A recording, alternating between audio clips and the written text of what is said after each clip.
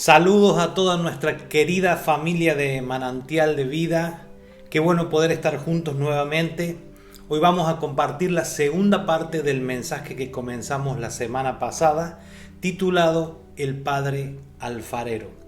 Por lo cual les aconsejo que si no han escuchado la primera parte, la escuchen para que de ese modo puedan tener un orden en el aprendizaje. El domingo pasado definimos que Dios es un Padre alfarero y la característica principal de esta paternidad es que por más que sus hijos se rompan muchas veces en el proceso, Él los vuelve a formar. Ahora, en el caso del hombre, quien debería imitar a Dios, ese oficio de ser un padre alfarero, lamentablemente es un oficio en extinción que queremos recuperar. Hoy nos toca ver que ser padres es primeramente entender que Dios tiene un corazón cuya realidad de padre no es entendible para la mente humana natural. Por eso es que tratar de razonar el amor y la paternidad de Dios es virtualmente imposible. O la aceptamos y vivimos cubiertos y rodeados por la paternidad de Dios, o tenemos toda la vida por delante para el eterno debate interior sin ningún tipo de respuesta. Pensaremos por qué Dios nos eligió, pensaremos por qué Dios nos amó, pensaremos por qué nos escogió. Por eso tenemos que dejar los razonamientos de la mente humana y abrazar la paternidad de Dios. Simple y sencillamente, Dios nos ama porque Él nos creó. Y sabemos bien que nadie ama o valora más las cosas hechas como aquel que las creó. El amor de Dios no es una ocurrencia teológica de un hombre apenado que no sabe cómo hacer para llegar al Creador. La expresión del amor de Dios es real porque Él se encargó de hacernos con sus manos. El día que nosotros comprendamos esto en realidad y no lo metamos dentro de una teología, esto va a cambiar absolutamente para siempre nuestra vida, porque Dios no nos ama por cómo nos va en la vida, por cómo nosotros nos portamos, por las cosas que producimos, sino que Él nos ama por lo que Él es y por lo que Él ha hecho hacia y a favor de nosotros. Y ha hecho, cuando digo ha hecho, ha fabricado, ha creado. Por eso hablamos de que Él es un padre alfarero. El valor del hombre, aparte, en sí mismo, tiene dos puntos. El primero es que no necesita saber más que para qué fue creado. Y el segundo punto a ocuparnos cada uno de nosotros es conocer verdaderamente a Dios. Yo tengo un consejo en esta tarde para esta generación, a todos los que nos escuchan. Si hoy, a pesar de todo lo que pasa, que está pasando mucho, hay ruido por todas las naciones, tenemos ganas de vivir, entonces tenemos la mitad de la carrera ganada. Si es así, ahora lo que nos queda es enfocarnos en conocer al Señor. Tenemos que leer su palabra, tenemos que meditar en su palabra. La Biblia tiene que traer un entendimiento en quienes oyen el Evangelio. ¿Por qué digo esto? Porque la Biblia es un libro escrito para seguir constantemente inspirando a gente que está en movimiento. Quiero que te grabes esta palabra en esta tarde. La Biblia es un libro escrito para seguir constantemente inspirando a gente que está en movimiento. Por eso que si queremos tener un entendimiento mayor de la Biblia y de las Escrituras, vamos a tener que ponernos en movimiento. Si nosotros nos ponemos en movimiento, la Biblia se abre. Si nosotros nos quedamos quietos, la Biblia se queda quieta, porque la Biblia es un libro escrito para gente en movimiento. La Biblia actúa como un libro en movimiento.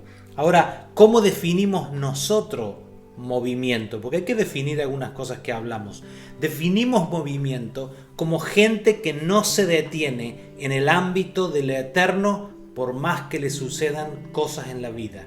La Biblia es un libro vivo, cuando la gente que lo lee está viva. Las hojas de la Biblia como que resucitan según el espíritu del que las lee. Yo he conocido personas que me dijeron, yo leí la Biblia 2 veces y era una persona que era incrédulo. Dice, muy lindo, pero yo no creo en nada. ¿Por qué? Porque el espíritu con el cual se la lee es el espíritu incorrecto. Por eso nosotros tenemos que leer la Biblia, y como la vamos a leer con el Espíritu del Señor, como la vamos a leer con el Espíritu de Cristo operando en nosotros, esas hojas de la Biblia, como les he dicho algunas veces, van a atropellar nuestro sentido, van a resucitar porque las estamos leyendo con el Espíritu correcto. Ahora, si vamos a la Escritura, vemos que dice que hombres y mujeres de fe tomaron la vida como un peregrinaje.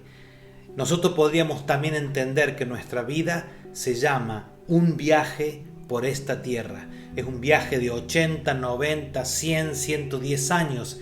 Y las Escrituras se convierten para todos los que creemos en ella en un mapa, como un socio de ese viaje para que nuestra vida pueda llegar al destino por el cual Dios permitió que apareciésemos en la tierra.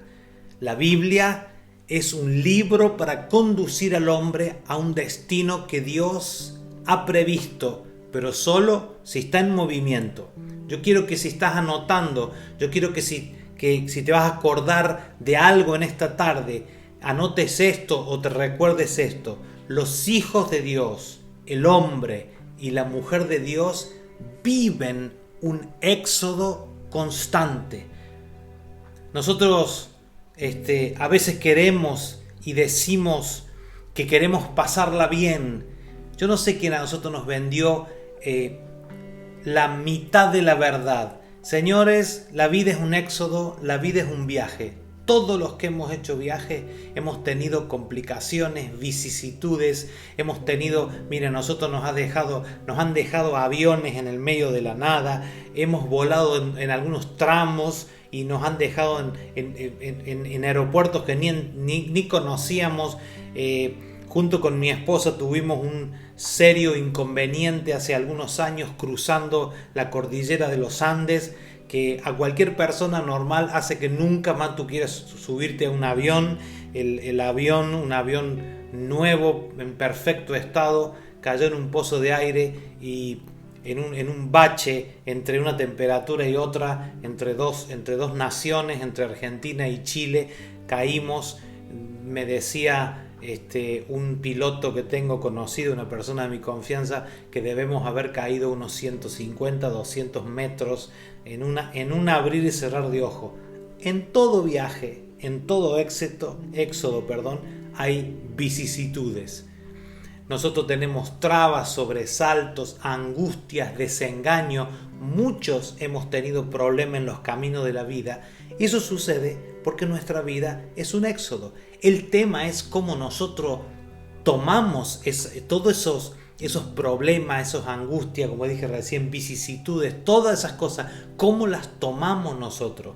Si nosotros elegimos que nos bloqueen para siempre o la tomamos como un escalón más en la carrera o en el ascenso de nuestra vida. Cuando nosotros entendemos el Evangelio, entendemos que somos gente de éxodo, que nosotros estamos pasando por esta tierra y tenemos que dejar una medida del Señor. Si dejar una medida del Señor se convierte en nuestra vida, entonces Dios en este éxodo va a aparecer con provisiones, aparecerá con comida, aparecerá con luz, aparecerá con provisiones y aparecerá finalmente explicándonos todo acerca de lo que nosotros no podemos entender. Ahora, pastor, ¿qué tiene que ver el viaje, el éxodo, con el padre alfarero? Tiene que ver. Recordemos que estamos hablando del oficio de ser padres alfarero. Todo lo que somos padres, o los que alguna vez le ha tocado, aunque no sean padres, viajar con niños, sabemos que los padres no pueden explicarle todos los detalles del viaje a sus hijos. Si viajamos con niños, es imposible explicar detalle por detalle completamente el viaje. Los que alguna vez viajamos con niños sabemos. ¿Cuándo llegamos? ¿Ya llegamos? ¿Falta mucho? No me acuerdo cuando viajamos algunas veces con nuestros hijos pequeños, o en carro, en auto o en avión, se dormían 15, 20 minutos y decían, ya llegamos, y faltaban horas, porque no se puede explicar todos los detalles del viaje. Sabemos que los hijos se duermen o se pierden en sus pensamientos, ahora que todos andan con sus tablets, con sus teléfonos. ¿Qué nos toca a los padres? A los padres nos toca conducir, administrar, regular todo el viaje para que los hijos arriben bien.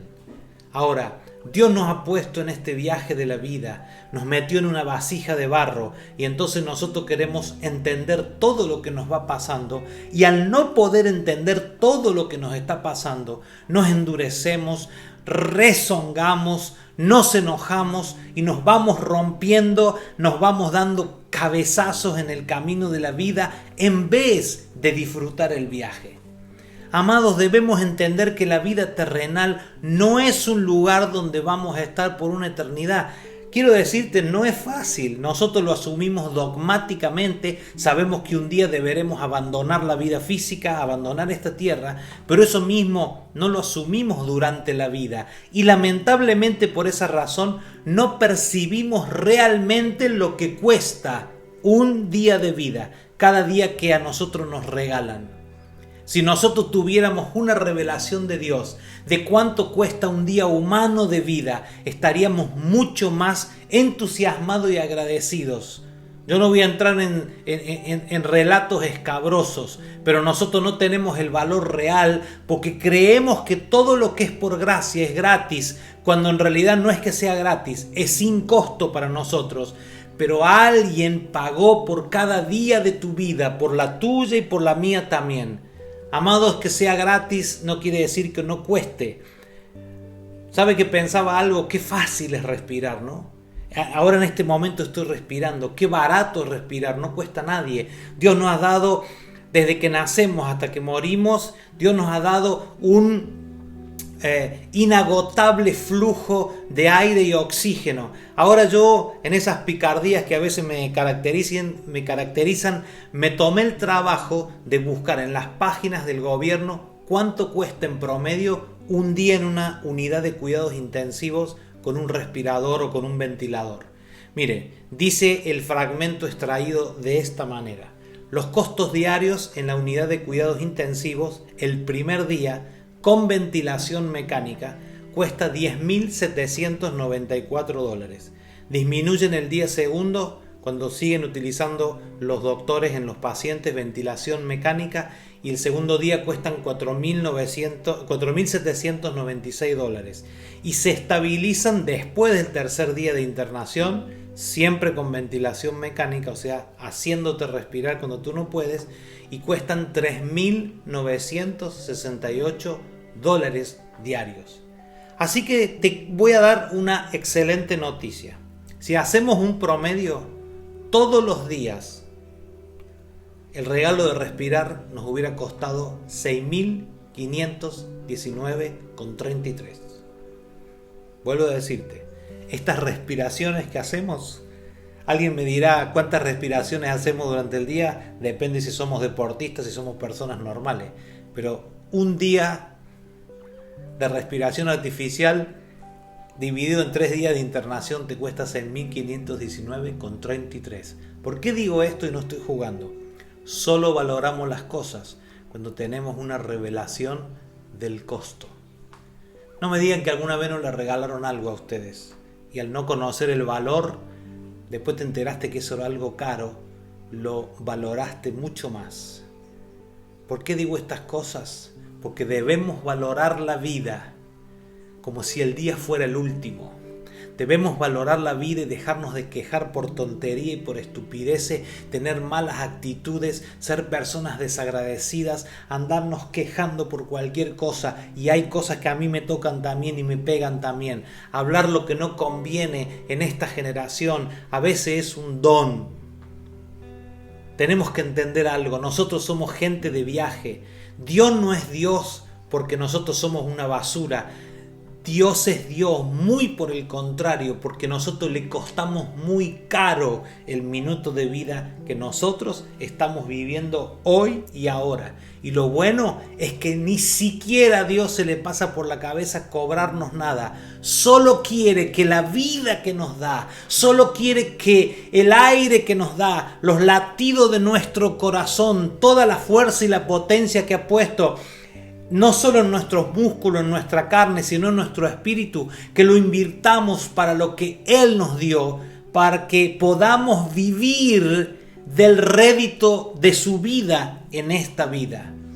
¿Por qué digo estas cosas? Porque Dios no le revela a sus hijos todo el plan. Dios va revelando de a poco, porque todo en un viaje se te va revelando el camino de a poco. Ahora, como ese viaje que hace tu padre o que hacía mi padre y nos llevaba alguna vez, así como hijos de Dios, tenemos que entender que los niños no pueden saber todos los detalles. Nosotros tenemos aspectos de nuestra vida que mientras que estemos en este cuerpo, Dios no nos va a explicar, porque eso es lo que nos retiene en la fe. Si Dios es nuestro Padre, Él tiene nuestro viaje de toda la vida bajo su control. ¿Qué debemos hacer nosotros? Debemos aprender a obedecer a nuestro Padre.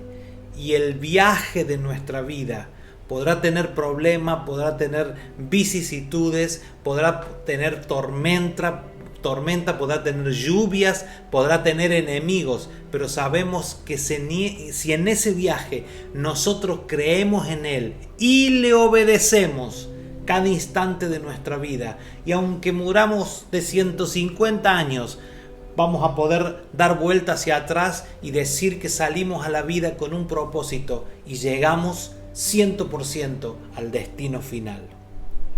El camino es que cuando Dios envía a vivir a un hombre en la tierra, durante toda esa vida Dios está comprometido a hablarle al hombre como padre, pero también el hombre tiene el compromiso de oír a Dios como padre. Por eso es que quiero decirles a todos los que escuchan en esta tarde, el que oye a Dios le va a ir bien y al final de su viaje llegará a destino. Pero para eso necesitamos caminar por fe.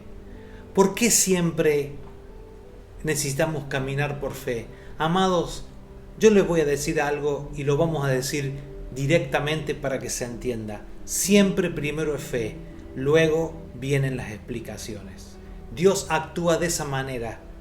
Cuando Dios sacó a Israel de Egipto, no le dio explicaciones a Moisés. Y Moisés tampoco le dio explicaciones al pueblo. Porque los hijos no entienden explicaciones, pero si obedecen, luego entenderán. Lo voy a volver a repetir. Los hijos no entienden explicaciones, pero si los hijos se determinan a obedecer, viene un entendimiento para entender algunas cosas aún sin necesidad de las explicaciones de Dios. Hoy estamos ante una generación que quiere entender todo, que pide explicaciones antes de accionar, pero las cosas de la fe no son de esa manera. Hay cosas que nosotros no entendemos, pero si nosotros obedecemos, entenderemos. Si nosotros obedecemos, las vamos a entender. Y si obedecemos la voz de Dios, Dios traerá luz, aunque todo el mundo esté esperando nuestro mal y nuestra caída. Esta es la seguridad y la garantía que hoy tenemos para llevarnos de esta palabra, para abrazar esta palabra. No es lo que hagamos para Dios, es lo que obedecemos a Dios.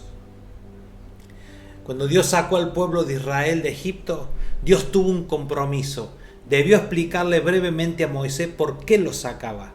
Entonces, una vez que estuvieron afuera, le dijo: ahora que salieron te voy a explicar. Y ahí es donde encaja el libro de Génesis en la Biblia. Génesis explica a un pueblo que está en el Éxodo. Yo no voy a discutir teología con nadie y no quiero que ustedes la discutan también, pero el libro de Éxodo, ahí empieza la historia. Después Dios le relata a Moisés el Génesis y es escrito el Génesis. El Génesis es escrito para explicar por qué sucede. Así que quiero explicarles un poquito Si nosotros estamos en el camino correcto, Dios explicará de dónde venimos. Si nosotros estamos en el camino, en el éxodo correcto, Dios se va a hacer presente con su Génesis en nuestra vida. El Génesis no es la explicación de Dios al mundo, el Génesis es la explicación de Dios para alguien que ya comenzó el viaje. Para el que no cree en Dios, el Génesis es una fuente de información que lo va a turbar. Los grandes pensadores de la historia se han turbado con el libro de Génesis. Esto es porque no está escrito para gente que está quieta. El Génesis es un libro escrito para gente que está en movimiento. El Génesis es para aquellos que por la fe han determinado andar el camino de la vida como algo que será como una neblina, así dice la palabra, y que nosotros deberemos cumplir nuestro tiempo aquí en la tierra, entrado en años para nosotros, pero para que Dios va a manifestarse dejando a través de nosotros una expresión de Él. Dios sabe que los pueblos, hablando de los hijos, se rompen en este viaje. No hay mucha gente en la tierra sabiendo que la vida es un viaje y que debemos caminar sin agarrarnos de todo lo que nos pasa. A todos nos han pasado cosas en la vida, cosas tristes. Eso lo sabe Dios y esas son las consecuencias de viajar en un vaso de barro que se rompe. Pero las cosas a veces no salen, no funcionan y esto no es para amargarnos. Lo importante es que Dios no se deprime. Lo importante es que Dios jamás renunciará a nosotros. Dios no renuncia a su plan en nuestra vida. Y si nosotros estamos vivos hoy es porque, y escuchando estas palabras, es porque aún el plan continúa. Por favor, déjate y dejémonos de acusarnos a nosotros mismos y preguntarnos por lo que no nos sale y volvamos a oír a Dios como personas y como generación. No entenderemos el Génesis leyéndolo como el primer libro de la Biblia. Vamos a entender el Génesis como la explicación a través del Éxodo. La explicación de Dios a Moisés del Génesis es la explicación para alguien que ya creyó, para alguien que ya fue concebido en el vientre de su madre, pero además ha nacido de nuevo, que ha nacido de la carne, pero ha nacido del Espíritu. Gente del Éxodo, gente que se puso en movimiento después de 400 años de esclavitud. Así que una vez que el pueblo salió de Egipto, ahí entra Dios y le empieza a explicar el Génesis a Moisés. Y va a empezar a tener sentido porque un hombre puede decirle a un mar que se abra y se abra porque creyó. Moisés hizo que con la vara el mar se abriera porque Génesis explica cómo Dios gobierna las aguas. Dios no le da el libro primero y la fe después. Le da la fe y después le explica que Él gobierna las aguas. Moisés abrió las aguas y después Dios le iba a explicar por qué cuando Él le dijo toca, no le dio explicaciones. Primero tocó y después Dios explicó. ¿Por qué quiero decirte esto? Amado, para toda tu vida es esta premisa. Primero es fe, luego es explicación. Dios no te explica primero. Dios primero dice, cree que después te explico. Si buscamos una explicación, somos filósofos, nunca llegaremos a ningún lado. Pero si creemos, nos convertimos en hijos de Dios, porque los hijos creen por obediencia, pero no es un Dios que está escondido. Él nos ordena hoy y nos explica mañana. Bendito sea el Señor que ordena sin explicar. Si explicamos primero, los hijos nunca obedecen. Los hijos no tienen que entender la explicación, tienen que aprender obediencia. Todos nosotros tenemos que aprender obediencia. Si nosotros aprendemos obediencia, nos romperemos menos cuando obedezcamos más y nuestros hijos se romperán menos cuando obedezcan más y demandan menos explicaciones.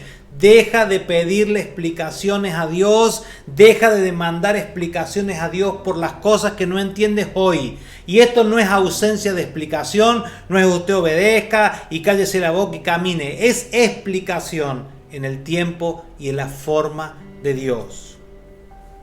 Si le preguntamos al pastor por qué estamos pasando lo que estamos pasando, te voy a decir la gran realidad. Yo no tengo la respuesta, yo no tengo explicación. Los predicadores no estamos para explicar a Dios. El pastor no puede saber por qué a alguien se le muere un familiar, por qué alguien se enferma y otro no se enferma. No lo puedo saber, no tengo esa explicación y no te mentiría jamás en esas cosas ni en nada. Si queremos encontrar una explicación y no la tenemos, pero sí tenemos la fe, luego estará la explicación. Amados, hace 25 años atrás, el Señor me dijo no, nos dijo junto con mi esposa, no tomen esta determinación. Y tuvimos la gracia de obedecer. 15 años después, una determinación de esa nos hubiera costado carísimo en nuestra vida. Pero tuvimos que obedecer aún con lágrimas. ¿Era legal? Sí. ¿Era justo? Sí. Pero Dios dijo no, porque conocía nuestras vidas 25 años después. Miren, las tinieblas pueden hacer muchas cosas en contra del hombre. Lo que no pueden hacer es doblegar nuestra decisión de obediencia. Mientras nosotros desobedecemos, estamos propensos a los conflictos. Pero cuando la obediencia a Dios vuelve a la tierra, toda la creación se llama a paz. Amada casa manantial de vida, que esta palabra, que el Padre alfarero pueda operar en nosotros, pueda moldearnos, pueda transformarnos. Si tenemos que ser deshechos y vuelto a formar, bienvenida sea la recreación. No recreación de recrearse, sino recrearse, ser creado nuevamente, ser forjado, ser formado, ser reformado en la vida del Espíritu. No nos quedan 100 años de vida. Pongámonos con seriedad a considerar estas palabras del Evangelio. Pongámonos a considerar estas palabras que tienen gran peso en nuestra vida. Y dejemos que el Padre alfarero, en su amor, en su gracia y en la vida que Él nos ha dado anticipadamente, nos haga caminar por el éxodo de la vida, sin andar pidiéndole tantas explicaciones, pero sí obedeciéndolo en todas las cosas. Padre, gracias por esta tarde. Gracias por poder compartir esta palabra. Señor, gracias porque tú eres nuestro Padre alfarero. Señor, y en esta tarde yo me extiendo hacia las casas de mis hermanos. Señor, te doy gracias y te pido que nos reveles a todos nosotros esta palabra de vida, que nos haga cambiar, que nos haga encontrarnos contigo, que nos haga a través de tu mano de gracia y de poder y de, sobre todas las cosas, de amor, ser formados a tu imagen y semejanza. Padre, yo bendigo sus vidas, hablo la palabra de gracia y de bendición sobre las vidas, Señor, no como una novedad, sino reafirmando lo que escucho en mi espíritu. Gracia y favor perpetuos a los que obedecen tu palabra, a los que aman tu nombre, a los que aún en nuestra torpeza queremos seguir caminando tus caminos. Amada casa manantial de vida Miami, amada casa manantial de vida global, a todos los que nos escuchan desde la ciudad de Miami, gracia y paz de Dios. Será hasta la próxima.